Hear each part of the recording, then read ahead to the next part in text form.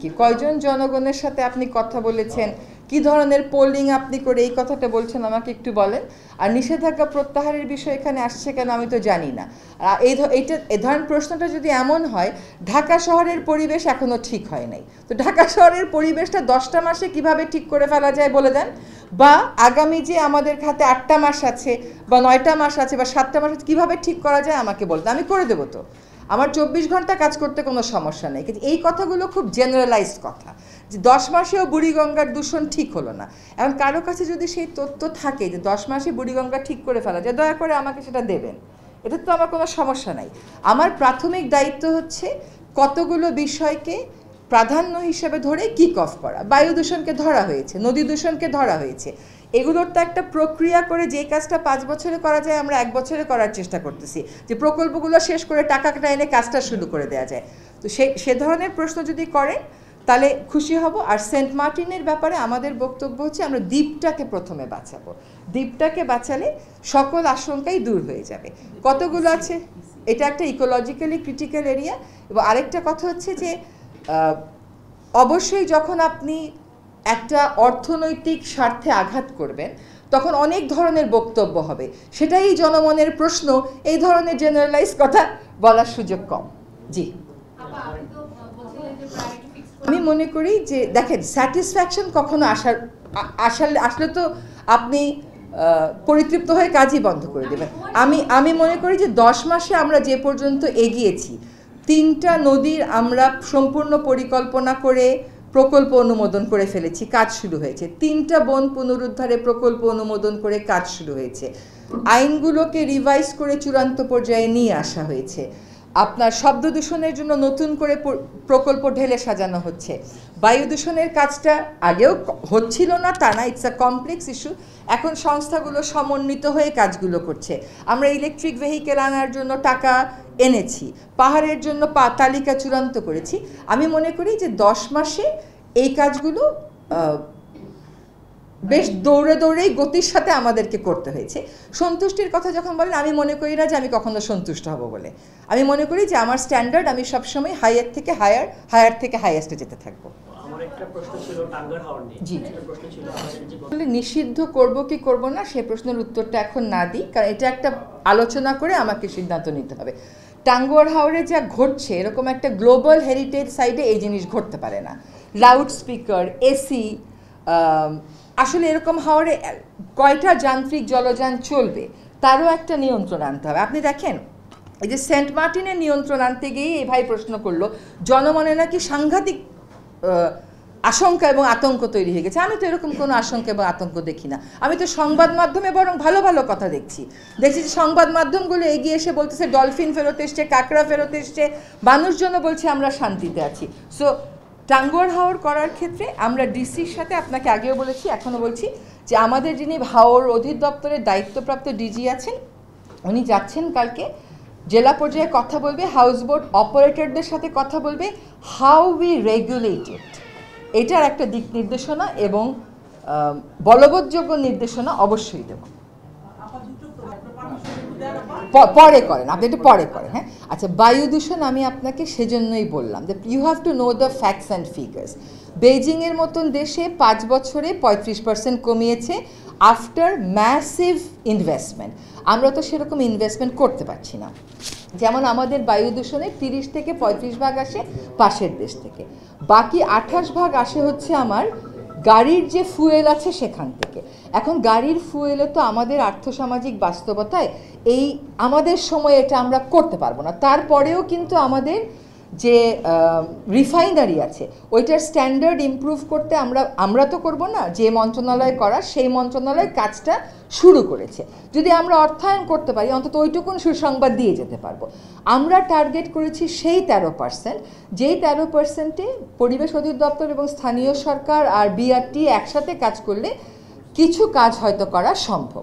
আপনি বলেন তো, বেইজিংয়ের মতন দেশে যদি 5 বছরে লাগে এত ইনভেস্টমেন্ট করে, আমরা কিন্তু ম্যাসিভ কোনো ইনভেস্টমেন্ট ছাড়াই কাজটা করব। এই পরিসংখ্যানটা মাথায় রাখতে হবে। মানুষকে আমি অবশ্যই, জনগণকে আমি অবশ্যই আশান্বিত করতে চাই যে আমরা কাজ করছি।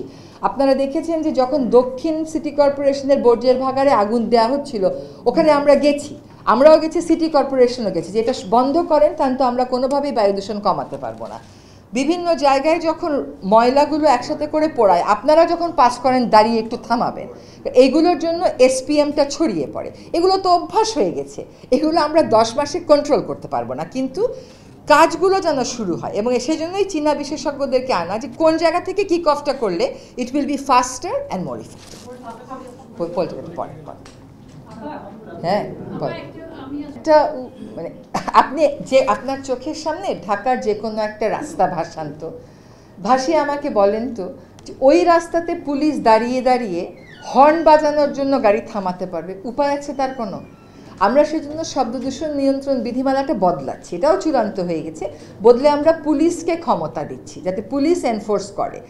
কিন্তু আপনার আমার অভ্যাসটা তো বদলাতে হবে। আপনারা যখন এখান থেকে যার টিভি স্টেশনে ফেরত যাবেন, ড্রাইভারকে একটু বলবেন হর্নটা না বাজাতে। বাজায় না আমার গাড়িতে, আমার এই গাড়ি তো বাজাই না, আমার বেলার গাড়িও বাজাতো না কখনো, এবং আমার ব্যক্তিগত গাড়ি বাজাতো না। তার জন্য আমার কোনো মিটিংয়ে যেতে কখনো দেরি হয় না। আমরা উপদেষ্টাদেরকে সকলকে অনুরোধ করেছি আচ্ছা আপনি বলেন তো, আমার পুলিশ প্রশাসনে কোনো দিন, আপনার অফিসে তো পরশু দিন গেলাম, আপনি আওয়াজ শুনেছেন? এবার বলতে হবে তো, খালি জিপ কাটলে তো হবে না।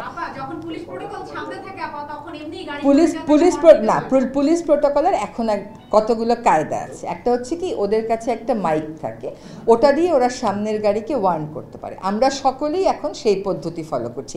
আপনারা রাস্তার মধ্যে প্রোটোকলের গাড়ির সাইরেন শুনেছেন এর মধ্যে?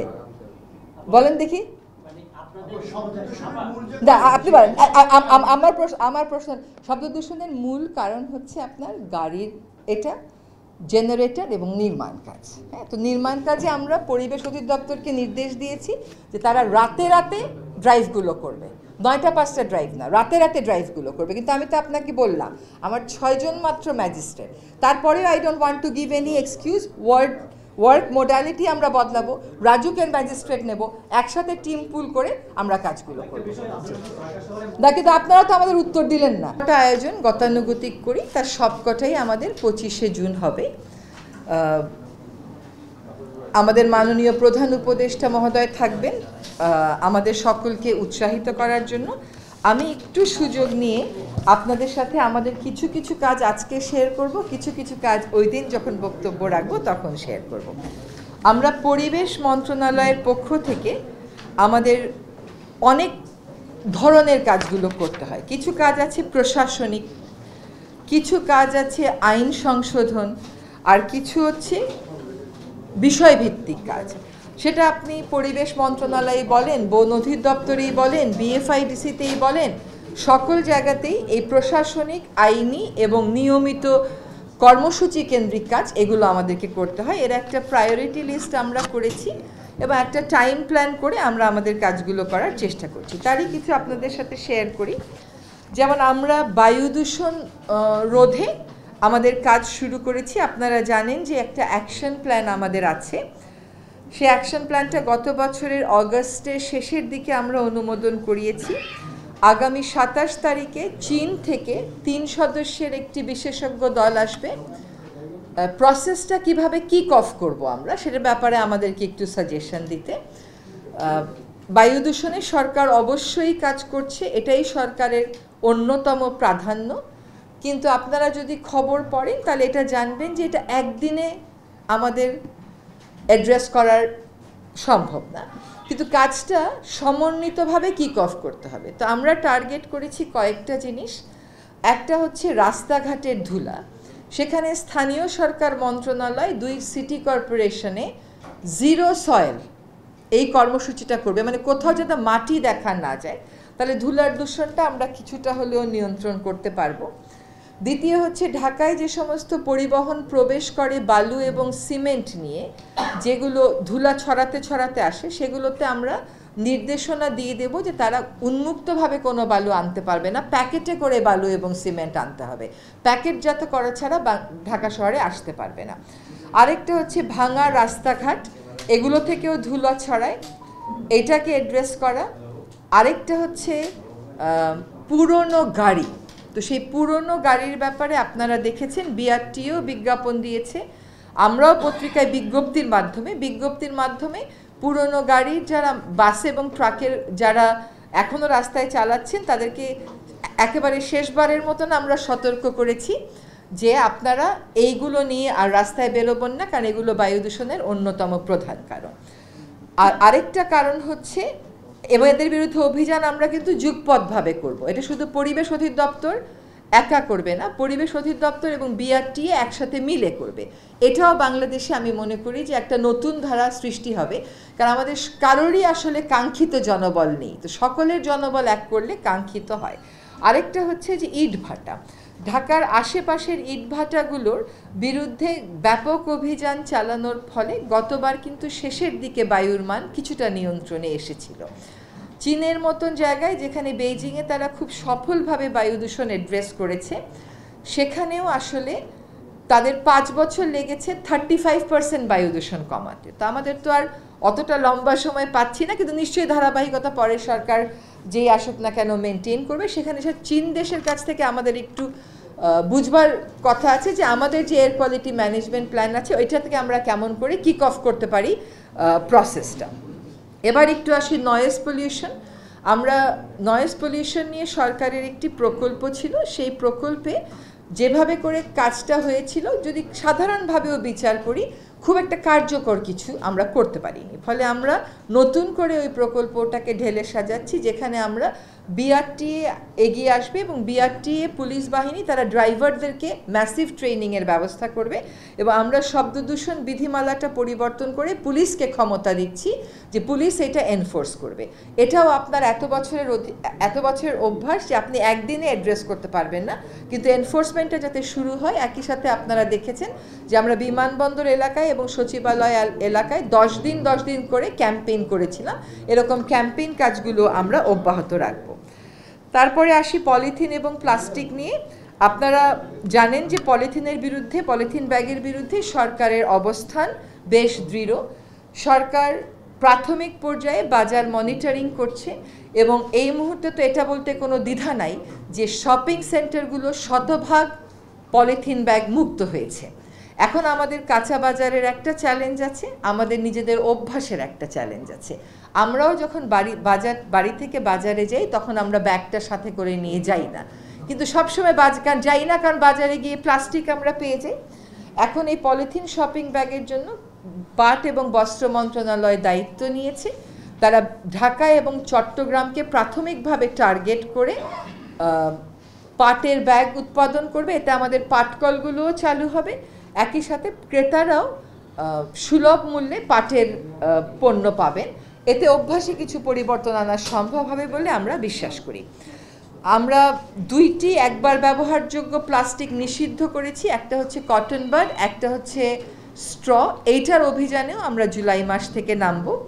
আর 17টা যেটা নিষিদ্ধ না, গ্র্যাজুয়ালি ফেজ আউট করার একটা পরিকল্পনা আছে। এটার জন্য আমরা উৎপাদনকারীর সম্প্রসারিত দায়িত্ব বা এক্সটেন্ডেড প্রডিউসার রেসপন্সিবিলিটি, এটার খসড়া চূড়ান্ত করে ফেলেছি। এখন উৎপাদনকারীর সাথে কথা বলে কেবল সময় বসিয়ে দেব যে কোন জিনিসটা কবে থেকে আমরা আমাদের মার্কেট থেকে ফেজ আউট করব। এবং এইটার বিকল্প আনতে আপনাদেরকে একটু জানিয়ে রাখি, Bangladesh forest industries development corporation, যারা ফার্নিচার বানিয়ে বিভিন্ন সরকারি প্রতিষ্ঠানে জমা দেয়, এবং সরকারি প্রতিষ্ঠানগুলোর মধ্যে অত্যন্ত বিরল যে এই প্রতিষ্ঠানটা লাভে আছে, লোকসানে নাই, তাদেরকে আমরা ডাইভার্সিফাই করার চেষ্টা করছি। তারা কেবল রাবার থেকে নিয়ে ফার্নিচার বানায়, কিন্তু আমরা বলছি বাঁশ, বেত এগুলোতে গেলে শুধুমাত্র দেশীয় বাজার না, হয়তো বিদেশি বাজারও ধরতে পারবো, কারণ বাংলাদেশে প্রাইভেট সেক্টরে কাজ করে বেত, বাঁশ এবং পাটের সামগ্রী মানুষ 38টা দেশে রপ্তানি করছে। সেখানে একটা সরকারি প্রতিষ্ঠানকে সঠিক সহায়তা এবং নীতি নির্দেশনা দেয়া গেলে তারা সেটা পারবে। ফলে পলিথিনের বিকল্প কি? পলিথিনের বিকল্প আদিকাল থেকেই আছে। একবার ব্যবহার্য প্লাস্টিকের সকল বিকল্পই আছে, সেগুলোকে জনপ্রিয় করার একটা দায়িত্ব সরকার হাতে নিয়েছে। এবার আসি সেন্ট মার্টিন দ্বীপে। আপনারা বিভিন্ন গণমাধ্যমে ইতিমধ্যে রিপোর্ট করেছেন যে সেন্ট মার্টিন দ্বীপের প্রাকৃতিক পরিবেশ ফিরে আসা শুরু হয়েছে। এখন আমরা পর্যটন মন্ত্রণালয়ের সাথে কাজ করছি, যে নিয়ন্ত্রণমূলক কাজগুলো আমরা করছি তার পাশাপাশি ওই দ্বীপটাকে নিয়ে একটা মাস্টার প্ল্যান করা যায় কিনা, একটা কিছু কিছু মাস্টার প্ল্যান ব্যক্তি পর্যায়ে প্রতিষ্ঠান পর্যায়ে করা হয়েছে, সরকারি পর্যায়ে নেই। সরকারি পর্যায়ে কিন্তু সেন্ট মার্টিনের জন্য নীতিমালা করা আছে যেগুলো গেজেট নোটিফাইড। এই তিনটার সমন্বয়ে আমরা একটা মাস্টার প্ল্যান করতে পারি কিনা। এইটার পাশাপাশি আমরা জলবায়ু পরিবর্তন ট্রাস্ট ফান্ড থেকে একটা প্রকল্প অনুমোদন করা হয়েছে যেখানে অল্টারনেটিভ লাইভলিহুড দেয়া হবে সেন্ট মার্টিনের মানুষদেরকে। তারা প্রথাগতভাবে যেই জীবিকার সাথে জড়িত সেই জীবিকার বিষয়গুলোই একটু সাপোর্ট দিয়ে এগিয়ে নেওয়া যায় কিনা। সেখানে কৃষি মন্ত্রণালয় ইতোমধ্যে কৃষি সম্প্রসারণ অধিদপ্তর থেকে 2 জন ব্যক্তিকে পার্মানেন্টলি ওখানে পোস্টিং দিয়ে দিয়েছে। তাছাড়া 2টি বেসরকারি সংস্থা ব্র্যাক এবং কোস্ট তারা আমাদেরকে অ্যাসেসমেন্ট করে সাহায্য করছে যে কী ধরনের অল্টারনেটিভ লাইভলিহুড আসলে ওখানে ফিজিবল এবং সেটার মার্কেট কি হতে পারে। এই কাজটাও আমরা আশা করি আমরা জুলাইয়ের মধ্যে আনুষ্ঠানিকভাবে শুরু করে দেব। এবার একটু আসি শিল্প দূষণ নিয়ে। আপনাদের অনেকেরই একটা কনসার্ন আছে যে শিল্প দূষণে আসলে আমরা কাজ করছি কেমন। দেখেন, আমরা তুরাগ নদী যারা দূষণ করছে, বুড়িগঙ্গা দূষণ করছে, পুরনো শ্যামপুরের যে সমস্ত ডাইং এবং লবণদহ সুতাং যারা দূষণ করছে সেই দূষণকারীর তালিকা চূড়ান্ত করে ফেলেছি। তাদের সাথে আমরা দফায় দফায় মিটিংয়ে বসছি। আমাদের মাত্র 6 জন ম্যাজিস্ট্রেট নিয়ে কাজ করতে হয়।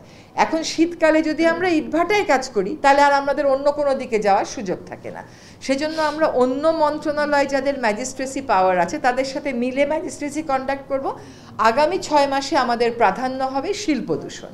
নভেম্বরের দিক থেকে আবার আমাদেরকে ইটভাটার দিকে ঝুঁকতে হবে এবং আমরা এই 6 জন ম্যাজিস্ট্রেটের সংকট মোকাবেলায় মন্ত্রণালয় থেকে প্রায় 20 জনের একটা তালিকা দিয়ে জনপ্রশাসন মন্ত্রণালয় থেকে ম্যাজিস্ট্রেসি পাওয়ার নিয়ে এসেছি যাতে করে আমাদের এই পুলটা একটু শক্তিশালী হয়। সো ইন্ডাস্ট্রিয়াল পলিউশন আমরা তুরাগ, বুড়িগঙ্গা, যেখানে শ্যামপুর ডাইং দূষণ করছে, শীতলক্ষা, বালু, মেঘনা, লবণদহ, সুতান, গাছাবিল, এইগুলোর ক্ষেত্রে প্রাধান্য দিয়ে করব। গোটা দেশ তো আমার এই জনবল নিয়ে করতে পারবো না, প্রাধান্য দিয়ে এইগুলো শিল্প দূষণের নিয়ন্ত্রণের আমরা চেষ্টা করব। হিল ইকোসিস্টেমটা মনিটর করার জন্য এবং বনের অবস্থা মনিটর করার জন্য অনলাইন মনিটরিং চালু করা যায় কিনা এই জন্য CEGIS কাজ করছে, তারা আমাদেরকে সাহায্য করবে। ইতোমধ্যে দেশের 18টি জেলা থেকে ডিসি মহোদয়দের কাছ থেকে, 18টা না আসলে 15টা, কারণ বান্দরবন, রাঙ্গামাটি আর খাগড়াছড়ি প্রায় পুরোটাই পাহাড় হওয়ার কারণে ওরা তালিকা দেয়নি।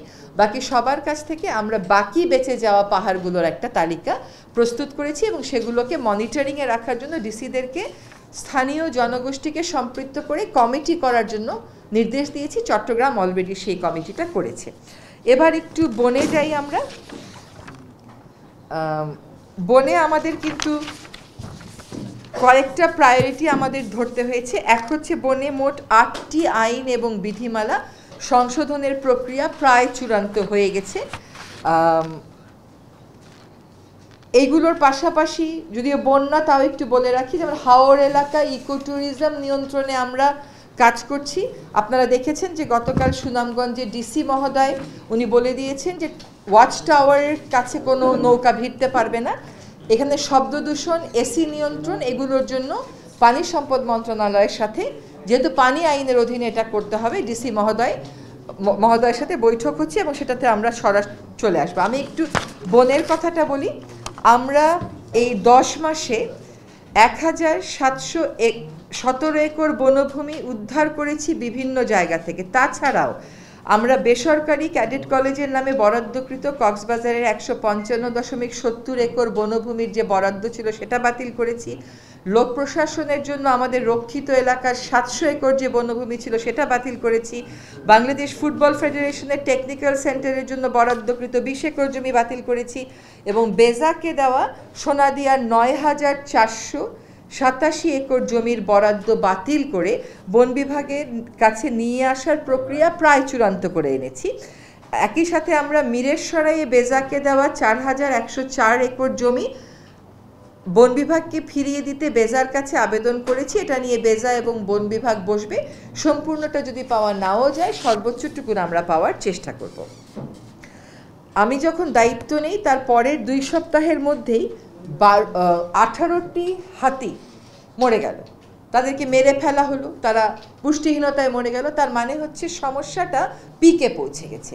পিকে পৌঁছে যাওয়া সমস্যাগুলো থেকে একটা নর্মালসির পর্যায়ে আসতে সময় একটা লাগে। আমরা প্রাধিকার দিয়ে হাতি মানুষের দ্বন্দ্ব নিরসনে কেইপিজেড এলাকাতে শেরপুরে এলিফ্যান্ট রেসপন্স টিম গঠন করেছি এবং দ্রুততার সাথে যাতে ক্ষতিগ্রস্ত মানুষ ক্ষতিপূরণ পায় তার ব্যবস্থাও গ্রহণ করেছি এবং বেশ পরিমাণে আমার মনে হয় যে হাইয়েস্ট অ্যামাউন্ট অফ ক্ষতিপূরণ আমরা এর মধ্যে দিতে পেরেছি।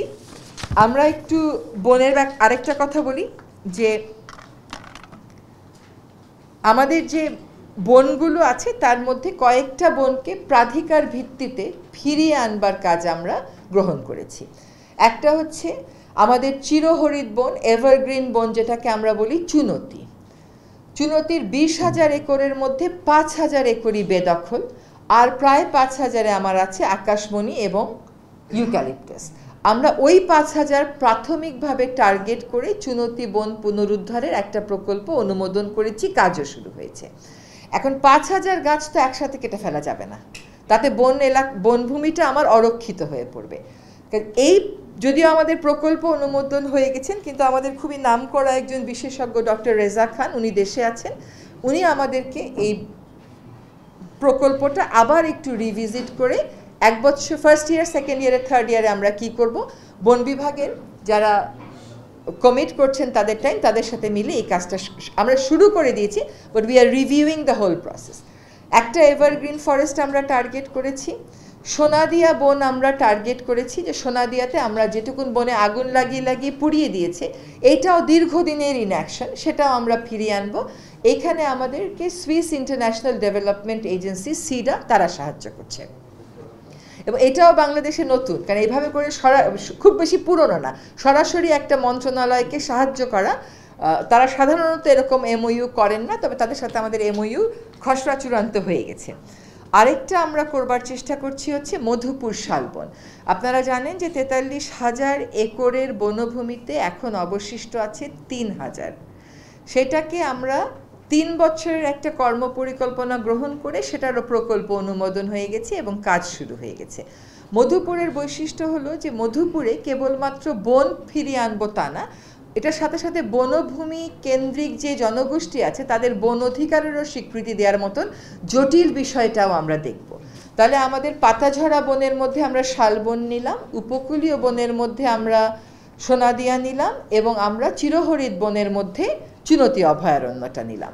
যে 5,000 একরে মানুষ বসতি করে, আপনারা যদি সেখানে যান, ওখানে কোনোদিন বন ছিল বলে কেউ বিশ্বাসই করবে না, মনে হয় ওখানে জনবসতি গড়ে উঠেছে।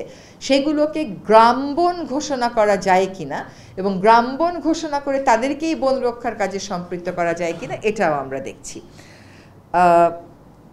আমরা এই 3টা বাদেও আমাদের শেরপুরেও বন্য প্রাণীর সাথে মানুষের দ্বন্দ্ব আছে, শেরপুরকেও একটা কম্প্রিহেন্সিভ প্ল্যানিংয়ের মধ্যে আমরা আনার চেষ্টা করছি। আর পূর্বাচলে যে 144 একর বনভূমি রাজুক প্রস্তাব করেছিল যে তারা পূর্বাচল প্রকল্পে নিয়ে নেবে, সেটাকে আমরা সংরক্ষণ করছি এবং ওইটাকে বিশেষ জীববৈচিত্র্য সমৃদ্ধ এলাকা ঘোষণা করে ওইটাকেও রক্ষার কাজ শুরু করেছি।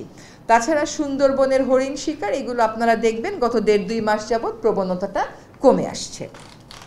তো আমি মনে করি যে অল্প সময় বিবেচনায় যে কাজগুলো প্রাধিকার ভিত্তিতে করা দরকার তার একটা তালিকা আপনাদেরকে বললাম। এবার আরেকটা বিষয় একটু বলার দরকার, যে লাঠিটিলায় সরকারের বিগত সরকারের একটি প্রকল্প ছিল, আমরা সেই প্রকল্পটা পরিবেশ বিধ্বংসী, বন বিধ্বংসী বিবেচনায় বাতিল করে দিয়েছি।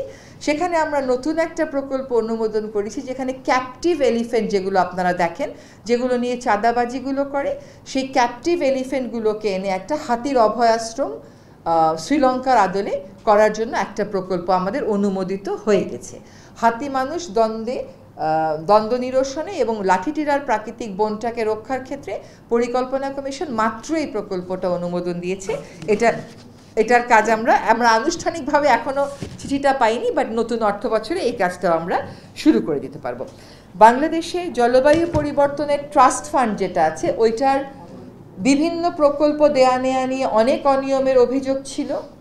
আমরা এবার যে কটা প্রকল্প দিয়েছি সেগুলো আমরা আপনাদেরকে বলবো যে আপনারা রিভিউ করেন, রিয়েলি গ্রাসরুট লেভেলে উপকার পৌঁছাবে। যেমন কৃষি মন্ত্রণালয় 100টা মিনি কোল্ড স্টোরেজ করবে, যাতে দুর্যোগের মুখোমুখি পড়লে বা দাম কম পড়লে কৃষককে যেন বিক্রি করে দিতে না হয়, সেজন্য ওই ছোট ছোট মিনি স্টোরেজগুলোতে রাখতে পারে।